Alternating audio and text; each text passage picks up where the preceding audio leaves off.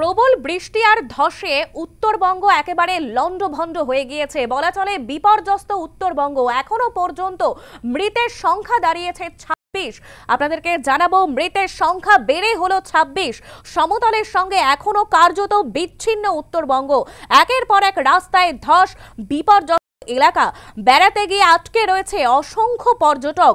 একের পর এক গ্রাম প্রায় নিশ্চিহ্ন হয়ে গিয়েছে বলা চলে। ভয়ঙ্কর অভিজ্ঞতা পর্যটকদের। ঘুরতে গিয়ে এমন এক অভিজ্ঞতার সম্মুখীন হতে হবে কখনো ভাবতে পারেনি পর্যটকরা, এমনই কিন্তু বলছেন তারা।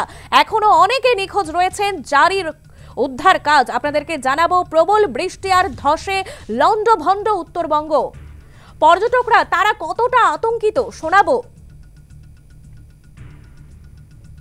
সিকিম ফেরার সময় কার্শিয়াংয়ের ওই সিকিম চেকপোস্ট যেটা আছে তার একটু আগে একটা ধস নেমেছে। ওখানে আমরা সময় দেখেছি দুটো গাড়ির উপর পুরো মাঠ একদম খুব ভর্তি, কোথায় বুঝতে পারিনি। তারপর সিকিম চেকপোস্ট থেকে আমাদের সম্ভবত ওই রংপুর ইয়ের দিকে লাভালোলেগাঁও রাস্তায় ঢুকে দিল। তা কাল সকাল 10টায় আমরা গাড়িতে উঠেছি হোটেল থেকে, গ্যাংটক হোটেল থেকে।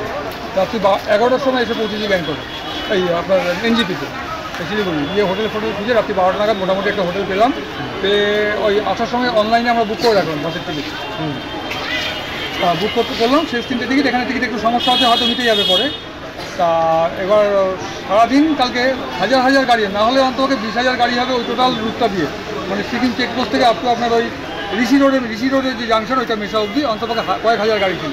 একাদশীর দিনটা এখানে, আর আজকে কি যাওয়ার কথা ছিল না? আজকে যাওয়ার কথা, আমাদের টিকিট কাটা ছিল, বন্দে ভারতের ছিল। ওইটা ওই দিন কনফার্ম হলো না, তাও একটা এক্সট্রা কেটে রেখেছিলাম, এইটা বেরিয়ে যাচ্ছে। বন্দে ভারত হলো না বাসে? হ্যাঁ, বন্দে ভারতের 20 আর 23 এসে দাঁড়িয়ে গেছে। কোথাতে গেছে? আমরা হাওড়া।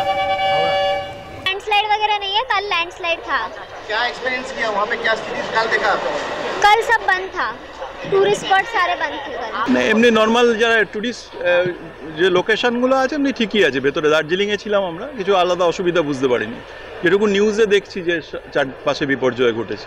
कल गैंगटॉक से आए थे, तो कल काफ़ी लैंडस्लाइड रात में हो रखा था, तो हमें काफ़ी डिटूर लेके आना पड़ा। लेकिन क्योंकि उस टाइम इतनी बारिश नहीं हो रही थी, तो हम आ गए, नीचे आ गए।